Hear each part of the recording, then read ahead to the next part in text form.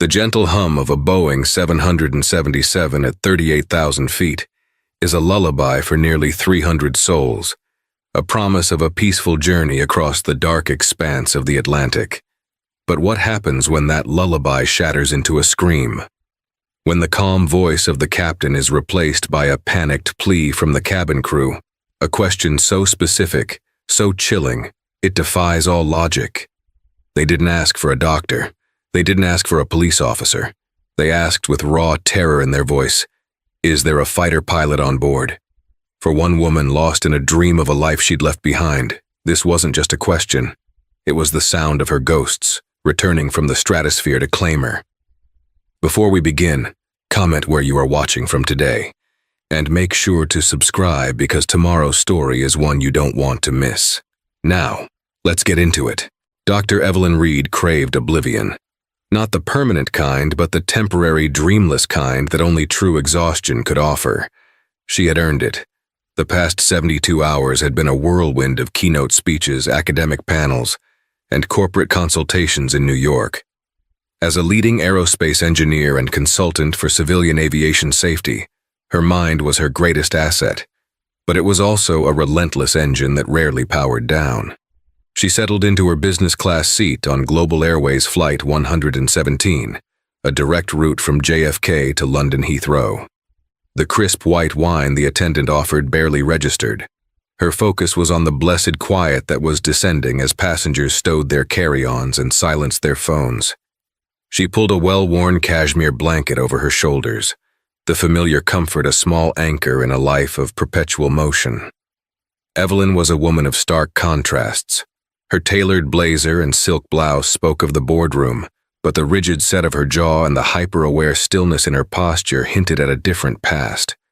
Her hands, now accustomed to tapping out complex equations on a keyboard, had once been calloused from the unforgiving grip of a control stick.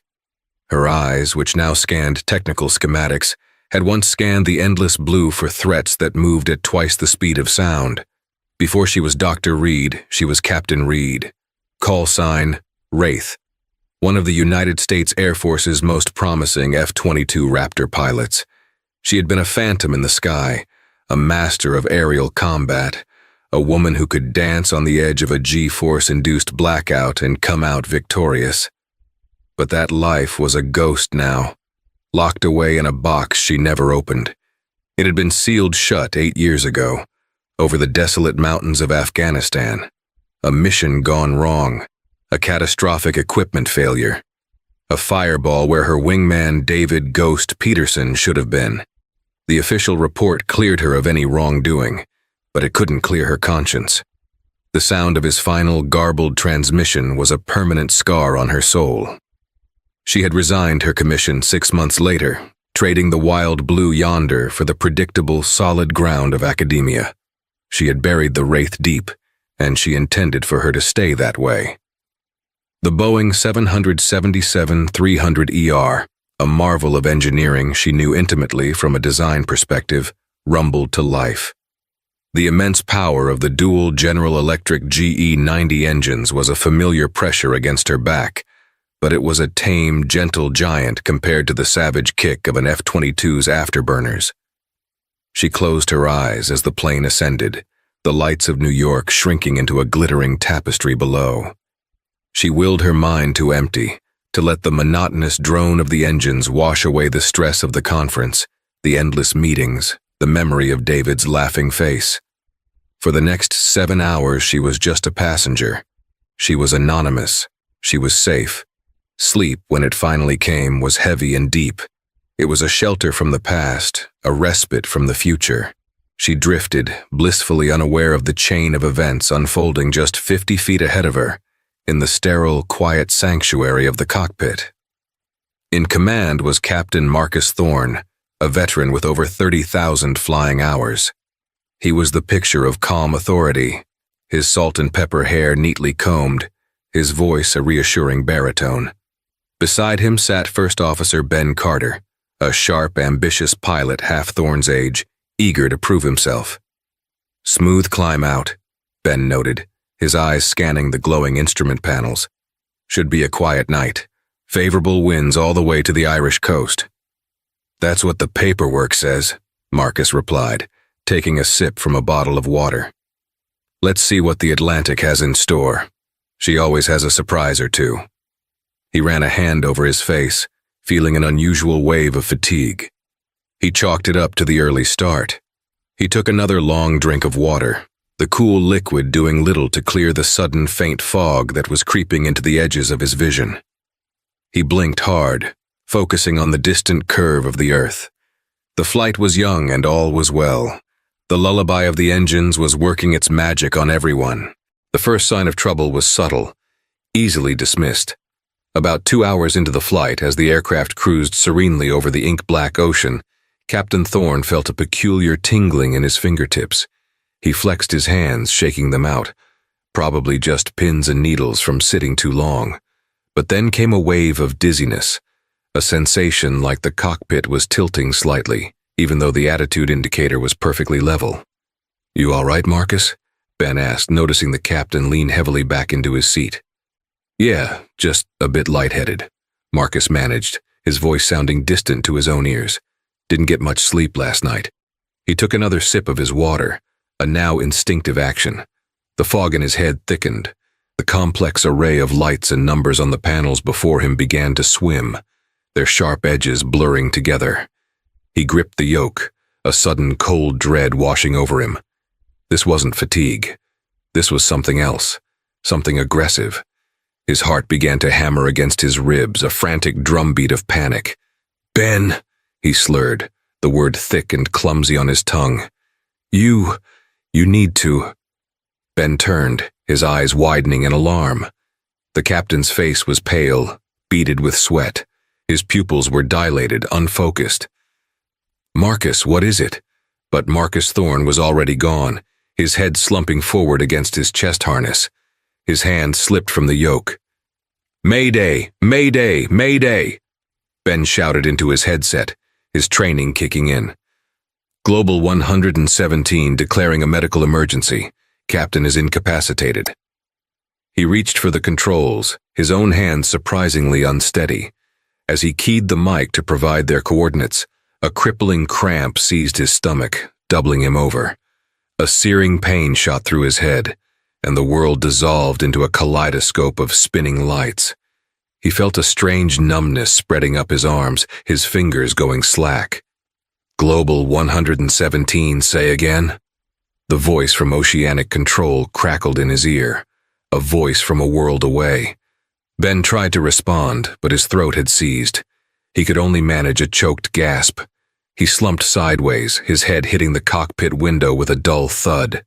His last conscious thought was a terrifying question: what's happening to us? In the cockpit there was only the steady hum of the engines and the new ominous rhythm of a soft, repetitive chime. The autopilot, still engaged, held the plane on its course, a ghost in the machine flying a ghost ship. But without human input, small deviations began to occur.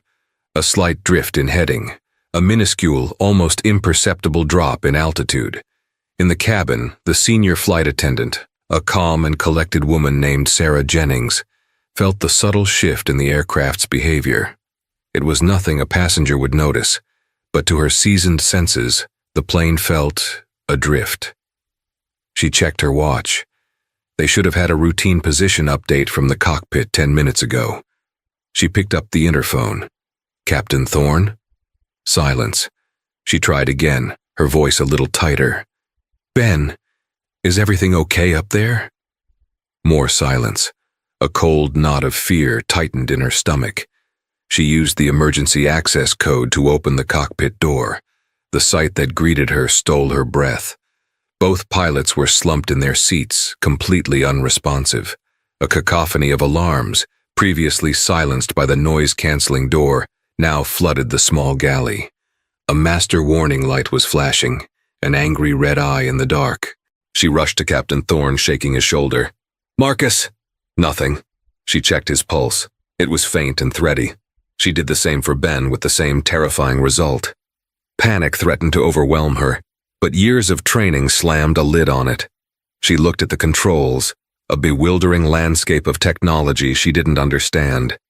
She saw the plane's altitude slowly but surely ticking downward. They were descending. She remembered Marcus Thorne's final slurred words to Ben, which she'd faintly overheard through the open cockpit door just before it all went silent. He had been trying to give a command, a last-ditch effort before he succumbed. "You need to ask. What had he been trying to say? Her mind raced, connecting his incoherent mumbling with the gravity of their situation. Flying this beast required more than just standard pilot training. It required a specific mindset. What kind of pilot could handle a crisis of this magnitude?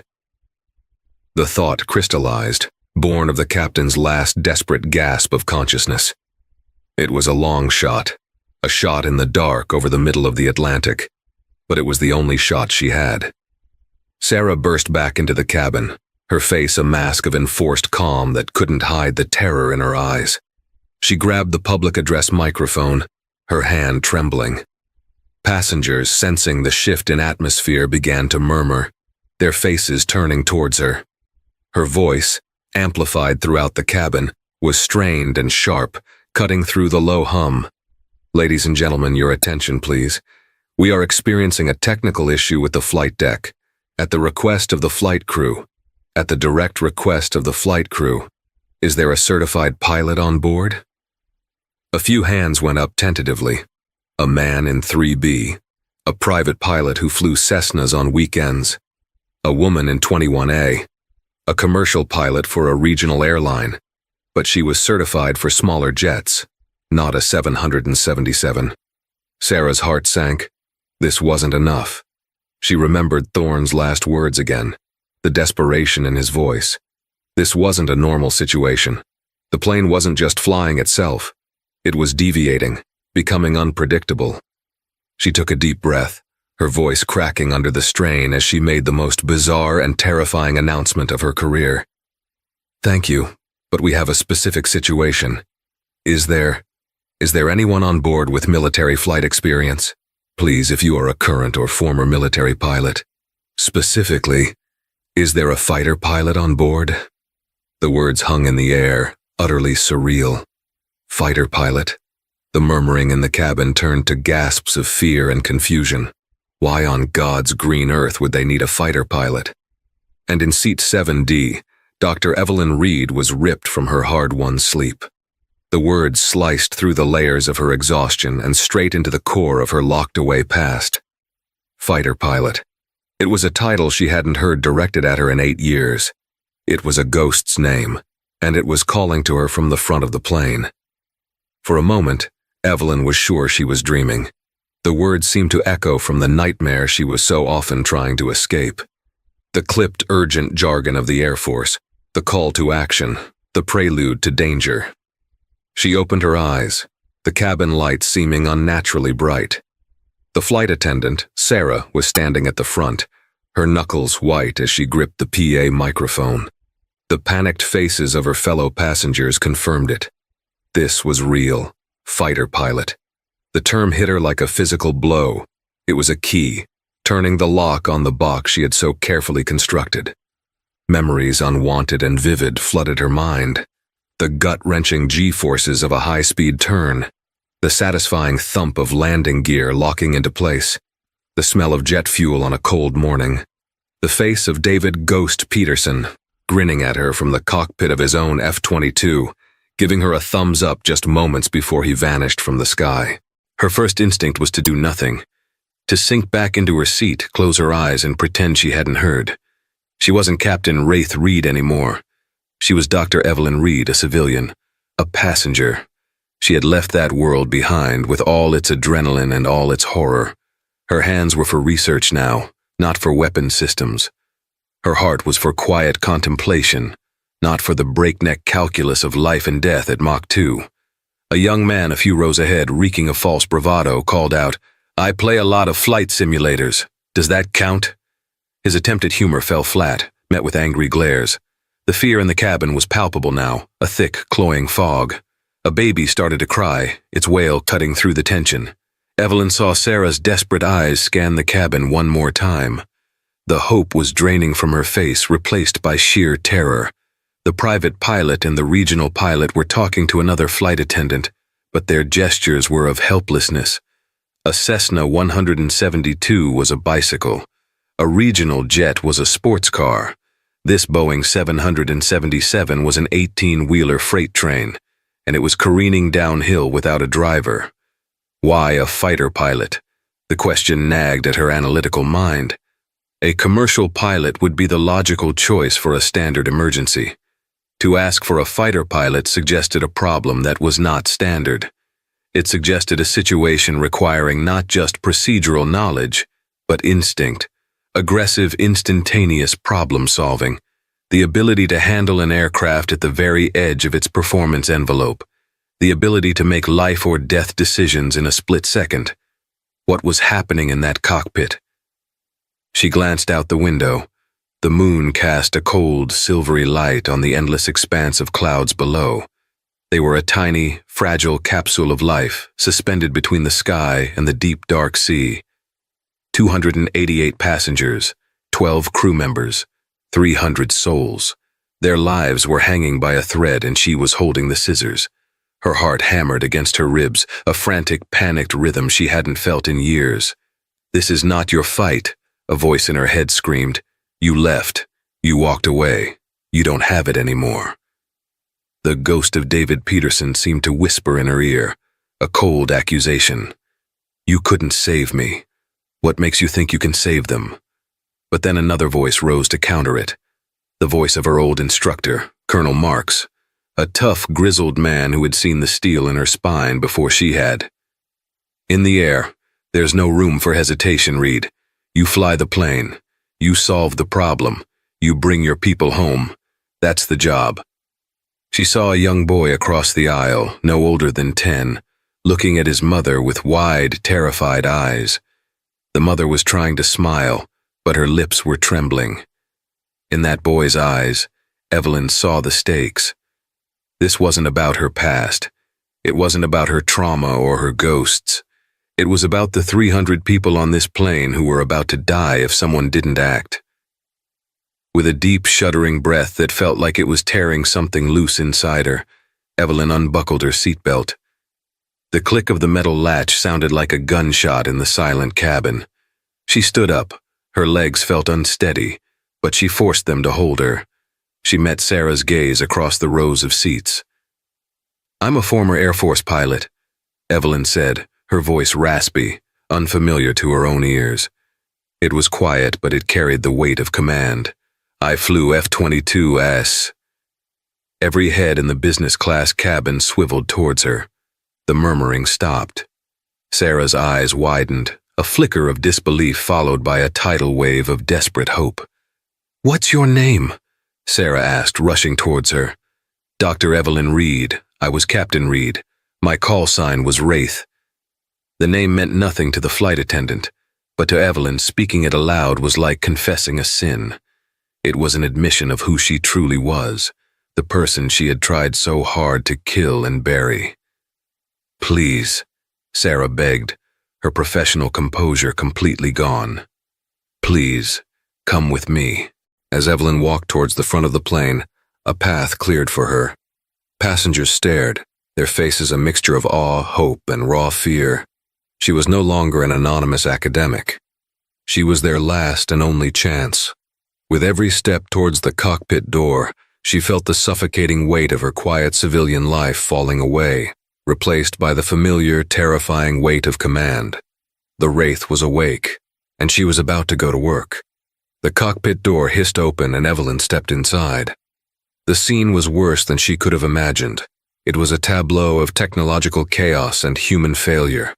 The gentle blue and white lights of the instrument panels were corrupted by the angry flashing red of the master warning system. A relentless, high-pitched alarm screeched, a sound designed to cut through the thickest fog of complacency. Both pilots were slumped over as Sarah had described, their faces ashen in the glow of the screens. They were alive, but only just. Evelyn's mind, honed by years of emergency simulations, instantly triaged the situation. First, the pilots. They were a secondary concern. She couldn't help them. Second, the noise. The alarms were a distraction. She needed to silence them to think. Third, the aircraft. What was it doing? Her eyes swept across the primary flight display. Her blood ran cold. Airspeed, 480 knots, stable. Altitude, 36,500 feet and decreasing, a slow but steady descent of 500 feet per minute. Heading, 075 degrees.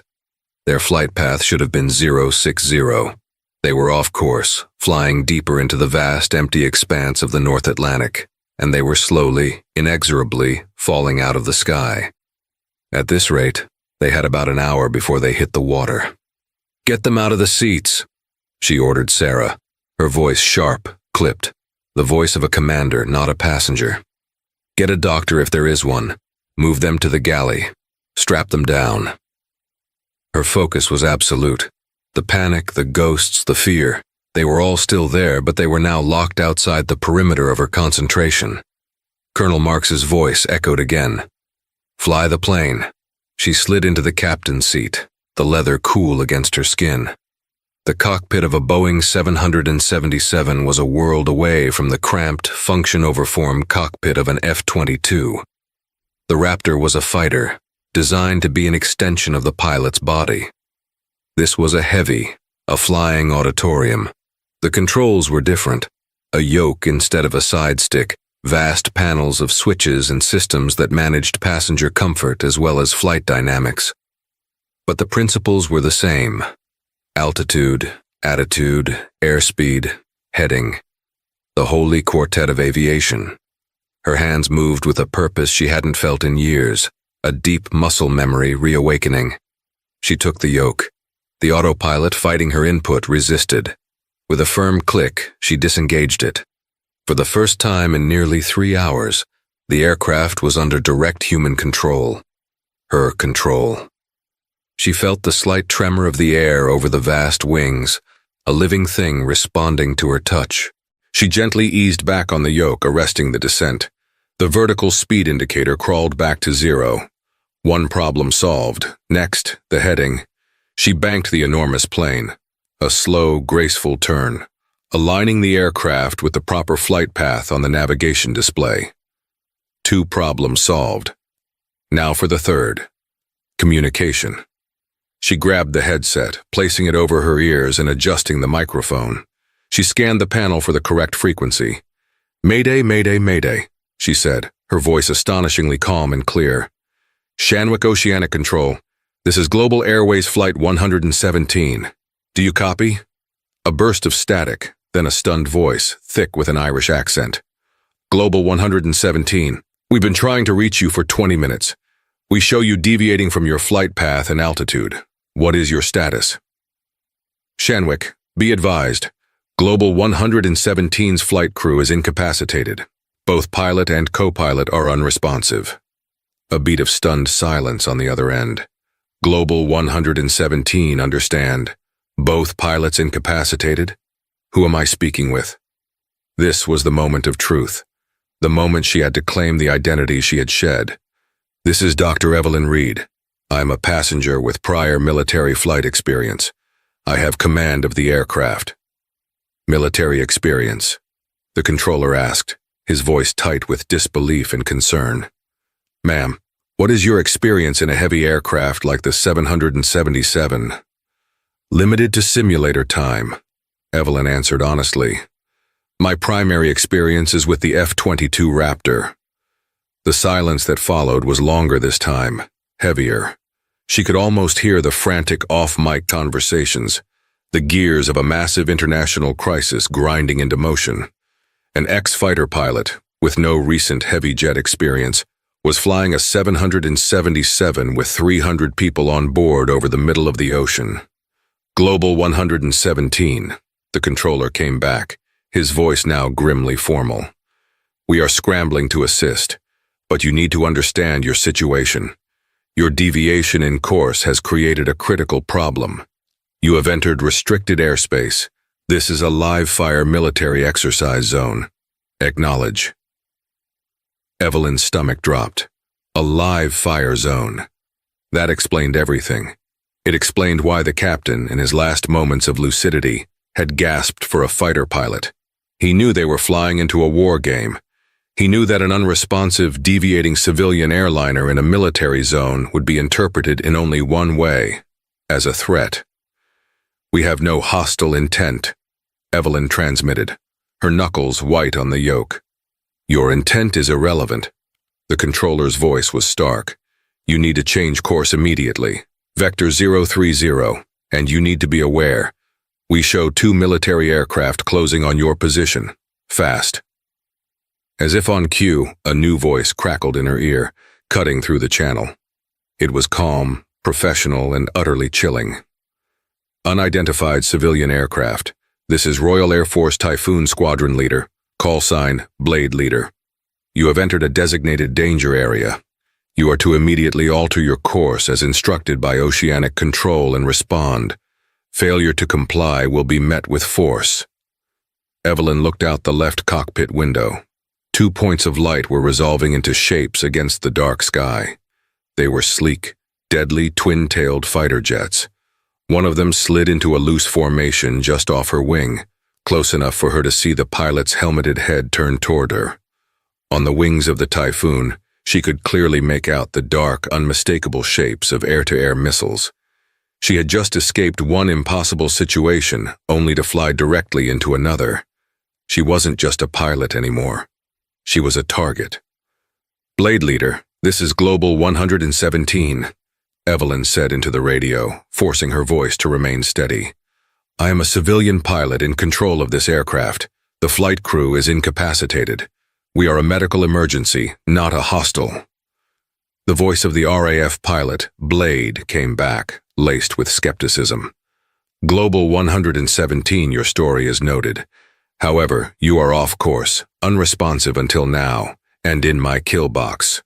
You will prove you are in control of that aircraft. Now, I want a 30-degree left bank, then a return to your current heading. Execute."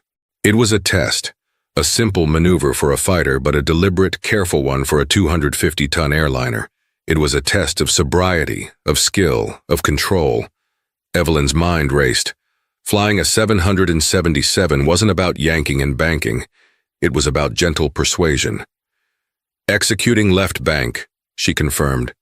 She applied pressure to the yoke, her feet working the rudder pedals with a delicacy that felt foreign. The massive plane responded sluggishly, like a giant waking from a deep sleep. She watched her instruments, ignoring the menacing form of the Typhoon sitting off her wing. Attitude indicator, turn coordinator, altimeter, trust the instruments. It was the first rule of flying. The plane tilted, the lights of the fighter jet rising in her window. She held it at 30 degrees, then smoothly, carefully, rolled back to level flight. "Maneuver complete," she reported, her heart pounding. "Acceptable," Blade's voice came back, a fraction less hostile. "Now, explain your situation. What happened to your crew?" "Unknown medical incident," Evelyn replied, her eyes constantly scanning her instruments. "Both collapsed within seconds of each other. We have medical personnel attending to them in the cabin now."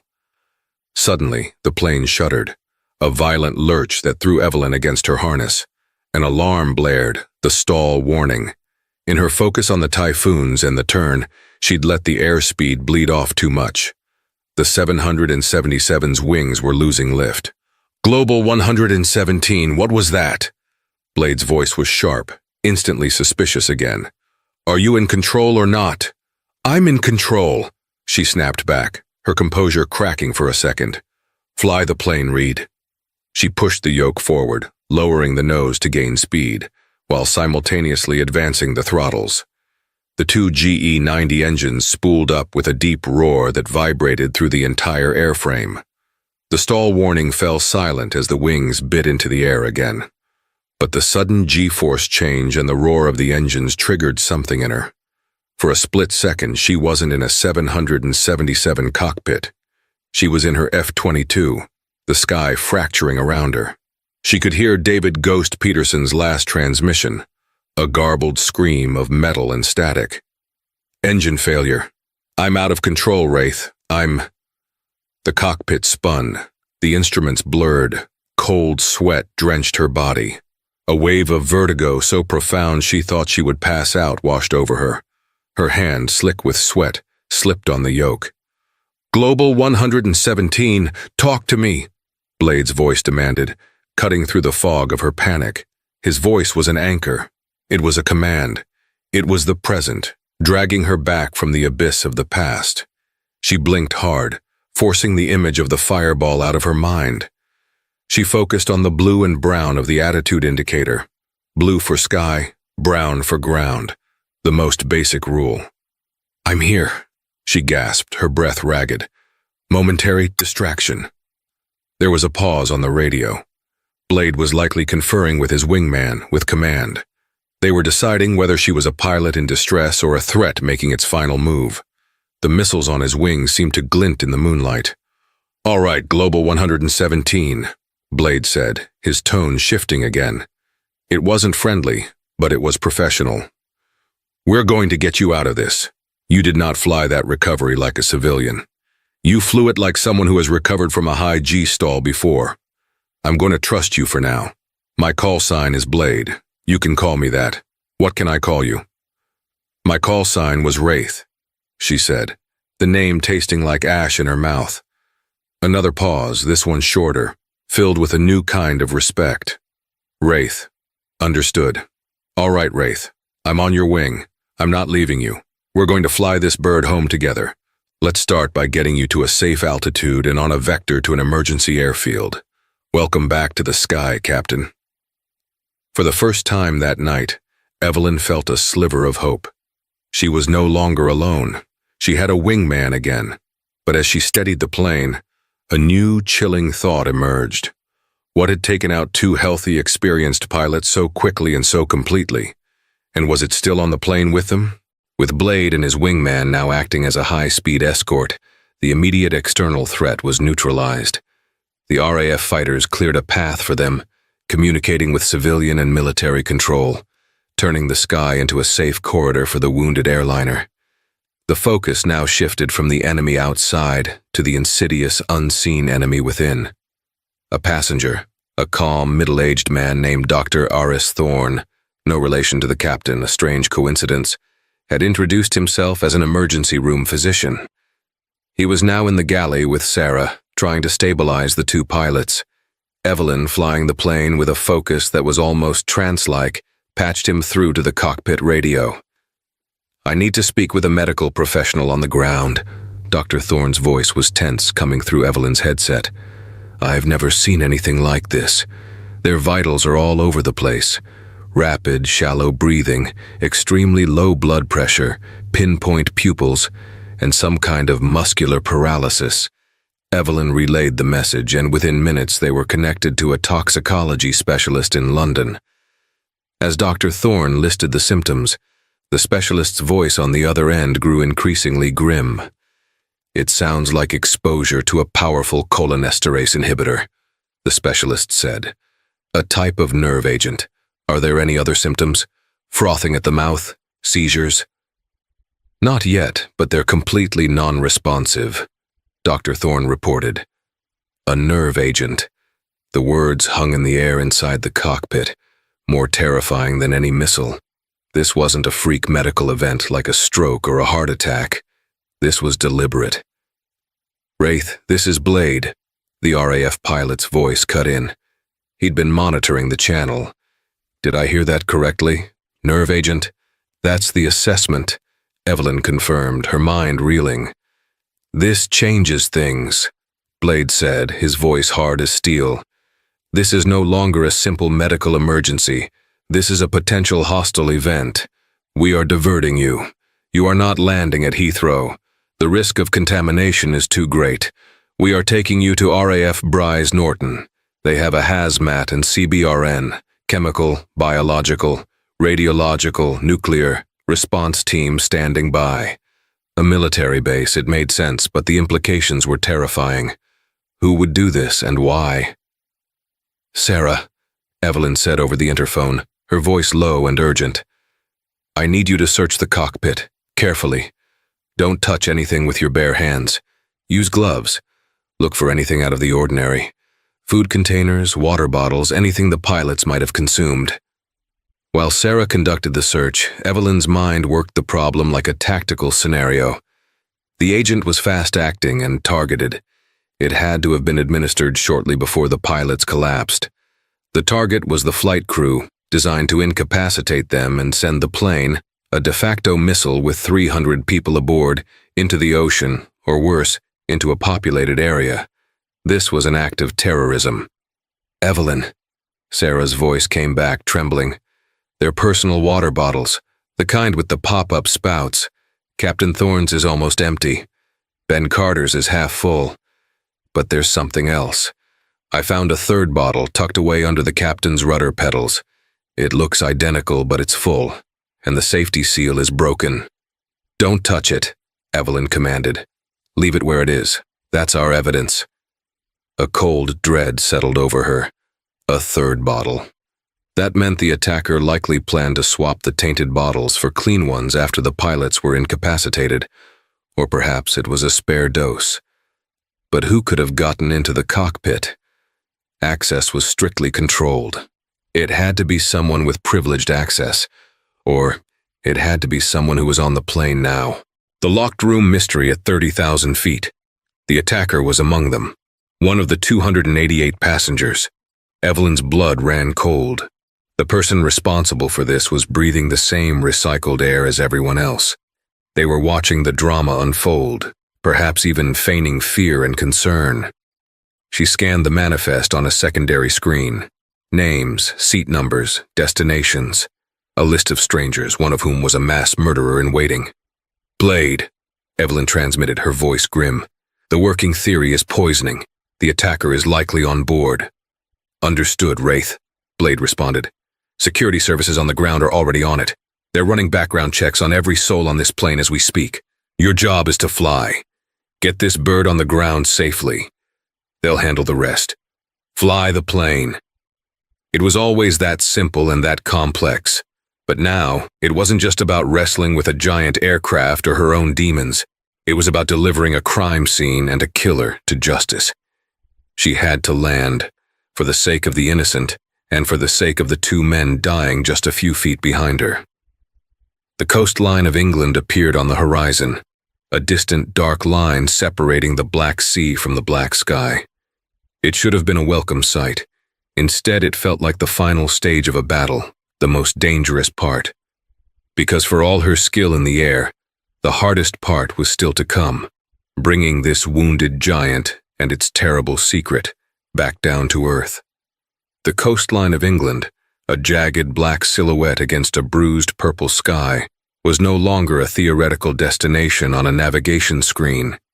It was real, solid, and rushing towards them at over 400 miles per hour. Every mile closer to the ground, the air grew thicker, the plane heavier, and the weight on Evelyn's soul more immense. The ordeal in the upper atmosphere had been a fight of intellect and nerve. This was different. This was a brutal physical battle against gravity, weather, and the ghosts that lived in the razor-thin margin between a safe landing and a catastrophic failure. "Okay, Wraith, let's configure for the approach." Blade's voice crackled in her ear, a lifeline of calm professionalism in the storm of her senses. "Bryce Norton is reporting winds at 290 at 15 knots, gusting to 25. It's a direct crosswind. She's going to want to dance, so be ready." "Understood," Evelyn replied, her voice a low rasp. Her hands moved over the central console, her fingers finding the controls for flaps and landing gear. She had studied the 777 schematics for years from an engineer's perspective, but now the academic knowledge felt terrifyingly thin. This was about feel, about instinct, the very thing she had tried to bury for 8 years. "Dropping gear," she announced, pulling the lever. A heavy, satisfying thump-clunk resonated through the airframe as 3 sets of massive landing gear deployed and locked into place. The aircraft's drag increased immediately, a giant hand pulling back on them. She pushed the throttles forward to compensate, the engines whining in response. "Gear down and locked," Blade confirmed, his own eyes seeing the physical evidence from his position off her wing. "You're on the glide slope, looking stable. Just keep her steady. Fly the numbers. Fly the numbers. The mantra of every flight instructor. Don't think. Don't feel. just follow the procedure. But the procedure was designed for pilots with thousands of hours in this specific aircraft. Pilots whose muscle memory was a finely tuned instrument. Evelyn's muscle memory was calibrated for the savage agility of a fighter jet, for snapping the aircraft into a 9G turn, not for coaxing 250,000 kilograms of metal, fuel, and souls onto a ribbon of concrete. The runway lights of RAF Bryce Norton grew brighter, clearer, a perfect, pristine welcome mat. But as she descended through 1,000 feet, the plane suddenly lurched, a sickening sideways yaw that threw her against the side of her seat. "Wind shear." Blade's voice was sharp, urgent. "Don't fight it, Wraith. Fly through it. Power up and keep that nose where it belongs." The warning was a fraction of a second too late. The gust of wind had already triggered the flashback. The image of the runway lights before her dissolved, replaced by the heat-shimmering tarmac of Bagram Airfield. She wasn't in a 777. She was in the control tower, watching David "Ghost" Peterson's F-22 coming in hot, his landing gear failing to deploy. "I've got a malfunction, Wraith." His voice, tinny and distant over the radio, echoed in her mind. Going to try and belly land her. She could feel the phantom heat on her face as his fighter scraped the runway, the horrifying shriek of metal on asphalt. She saw the sparks, the flash, the brilliant, terrible orange blossom of the explosion that had vaporized her friend and shattered her life. "Wraith, talk to me, Evelyn!" Blade's voice was shouting now, cutting through the memory with the force of a physical blow. "Fly the plane! Don't lose it now!" His use of her real name shocked her back to the present. The Bagram tarmac vanished. Before her was the Bryce Norton runway, rapidly approaching, but they were drifting dangerously to the right of the center line. Her hands, slick with sweat, were locked on the yoke in a death grip. She was overcorrecting, a rookie mistake. Taking a deep, shuddering breath, she forced her grip to relax. She remembered Colonel Marks, his grizzled face leaning close during a simulator session. "Don't wrestle the machine, Reed. Dance with it. Make it want to do what you want." She stopped fighting. She eased the pressure, using her feet on the rudder pedals to crab the giant aircraft, pointing its nose into the wind while keeping its trajectory aligned with the runway. It was a delicate, counterintuitive ballet. The plane steadied. That's it. Blade's voice was a triumphant growl. "You've got her. Bring her home."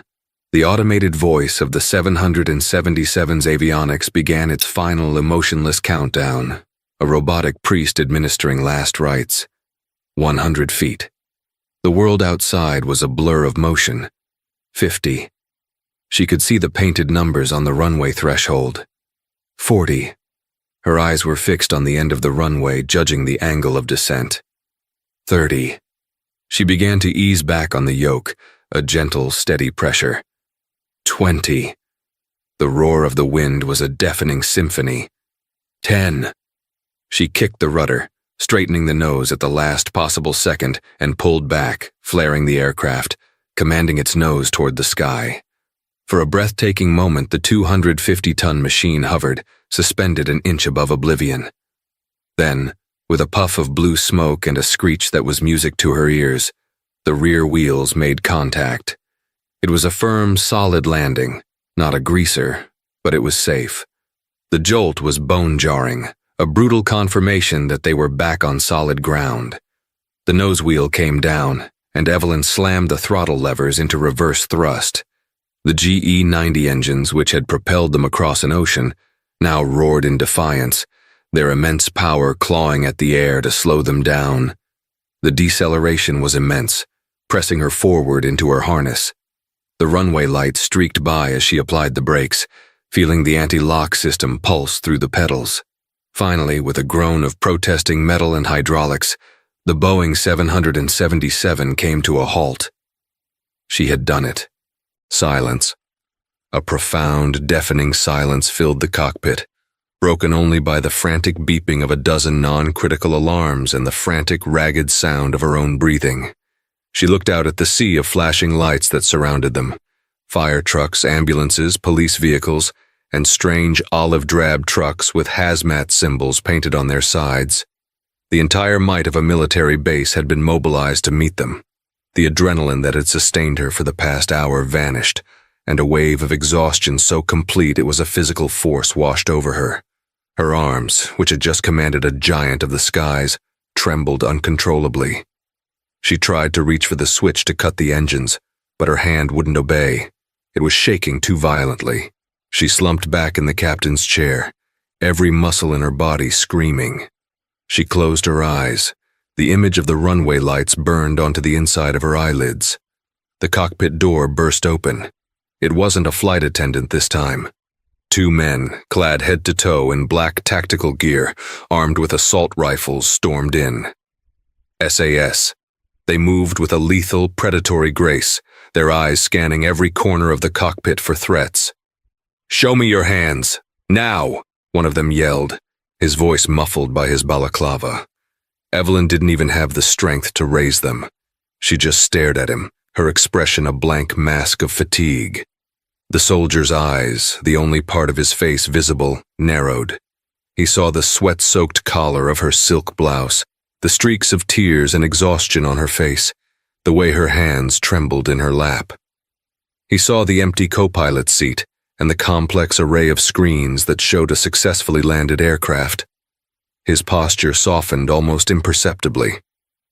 "Are you the pilot?" he asked, his voice losing its aggressive edge. Evelyn could only nod, a single, weary motion. Another man, older, with a commander's insignia on his uniform, appeared behind the soldiers. He took in the scene with a quick, practiced glance. "Stand down," he ordered his men. He looked at Evelyn, his expression a mixture of disbelief and profound respect. "Ma'am, on behalf of a grateful nation, bloody well done." They helped her out of the seat, her legs almost buckling beneath her. As they escorted her through the cabin, she saw the faces of the passengers. They were silent, their expressions of terror now replaced with awe. Some were crying with relief. As she passed, a few reached out, touching her arm as if she were a holy relic. A small boy, the one she'd seen earlier, just looked at her and whispered, "Thank you." The cold, pre-dawn air hit her as she stepped onto the mobile stairs. The scene on the tarmac was one of organized chaos. Medical teams in full hazmat suits were carefully moving the two unconscious pilots to a waiting quarantine ambulance. Other teams were preparing to decontaminate the aircraft and its passengers. Evelyn was led to a waiting vehicle, not a police car, but a black, unmarked sedan. Before she got in, she looked back at the massive Boeing 777, its lights still on, standing proud and intact on the runway.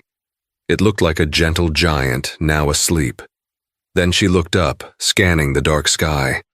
The two Typhoons that had been her escorts screamed overhead in a deafening celebratory flyby, a warrior's salute from one pilot to another, before banking sharply and disappearing into the dawn. The hours that followed were a blur of debriefings in a sterile, windowless room deep within the base. She spoke to grim-faced officials from the RAF, MI6, and the anti-terrorism branch. She recounted every detail, from the moment she was woken by the flight attendant's call to the moment the wheels touched the ground. Her analytical mind, now rebooted, provided the investigators with a perfect chronological account. It was during a short break that Dr. Eris Thorne, the ER doctor from the flight, found her. He was cleared of any contamination and was waiting to give his own statement. "Dr. Reed," he said, his voice thick with emotion, "they're going to make a full recovery, both of them. The toxins were identified, the antidote administered. You gave them the time they needed. You gave us all the time we needed." The news was a final, critical weight lifted from her shoulders. The mystery of the attacker was solved with chilling efficiency. Her testimony about the third water bottle, combined with a quick cross-reference of the passenger manifest against watch lists, led them to one man, Richard Sterling, an aeronautical engineer who held a deep, venomous grudge against Global Airways for firing him over a safety dispute he had lost. His capture was undramatic.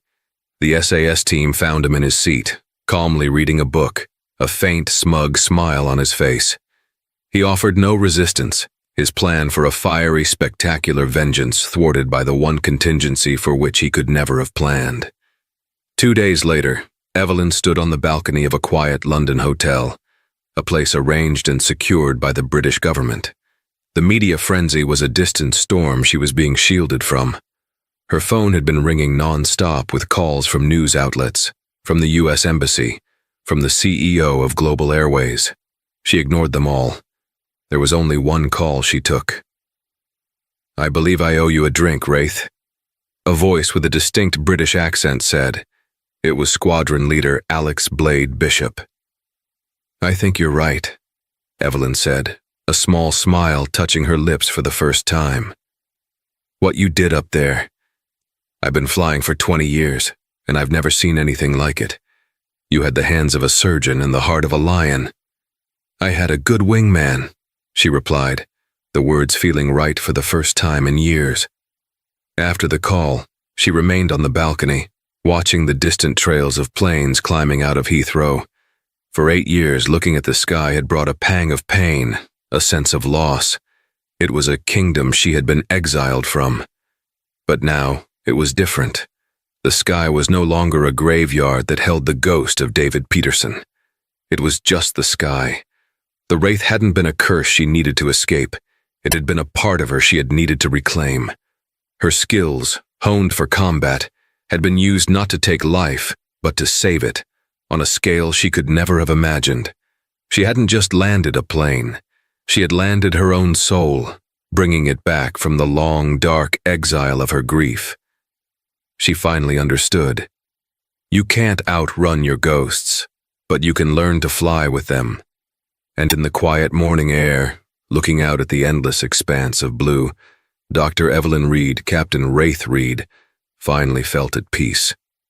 The story of Dr. Evelyn Reed and Flight 117 is a powerful reminder that heroes are often forged in the fires we thought we'd escaped. It shows us that the skills we learn, the experiences that shape us, and even the traumas that haunt us can become our greatest strengths when we're called upon. Evelyn Wraith Reed didn't ask to be a hero. She simply answered the call when the world needed one, proving that sometimes the only way to outfly the ghosts of our past is to face the storm in front of us. If this story of courage, resilience, and the quiet hero who lives inside all of us moved you, please take a moment to hit that like button and share it with someone who needs to hear a story of hope. And don't forget to subscribe to the channel and turn on notifications so you won't miss our next journey into the most incredible true stories you've ever heard. Thank you for listening.